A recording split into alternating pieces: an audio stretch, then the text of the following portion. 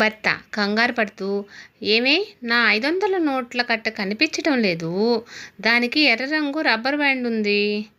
భార్య తాపీగా, ఎందుకంత కంగారు పడతారు, ఇదిగోండి మీ రబ్బర్ బ్యాండు.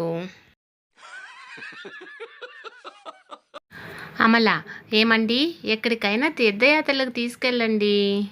సుబ్బారావు, ఎందుకు అంత ఖర్చు, పొద్దున్నే లేచి వాట్సాప్ ఓపెన్ చేసి అందరి స్టేటస్లు చూడు, అన్ని దేవుళ్ళ దర్శనాలు ఉచితంగా అయిపోతాయి.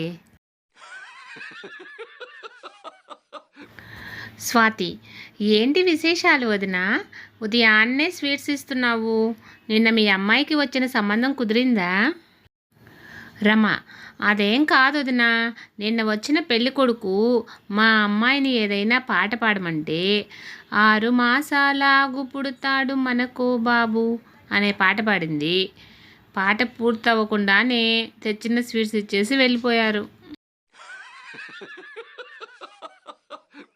పట్నం నుంచి పల్లెకు వచ్చిన గ్రామీణాభివృద్ధి అధికారి, ఏమయ్యా, మీ ఊళ్ళో దోమల్ని ఏమని పిలుస్తారు?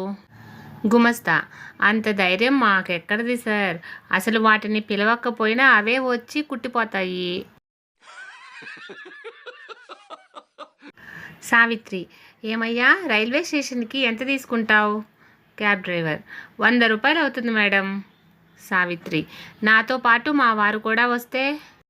క్యాబ్ డ్రైవర్, ఒకరొచ్చినా ఇద్దరొచ్చినా అంతే ఛార్జ్ మేడం. సావిత్రి భర్త వైపు చూసి, చూసారా, నేనంటే మీరు ఫీల్ అవుతారు కానీ మీకు విలువ లేదండి.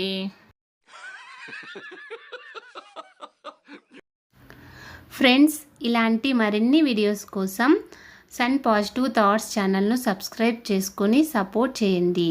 వీడియో నచ్చితే లైక్ చేసి షేర్ చేయండి.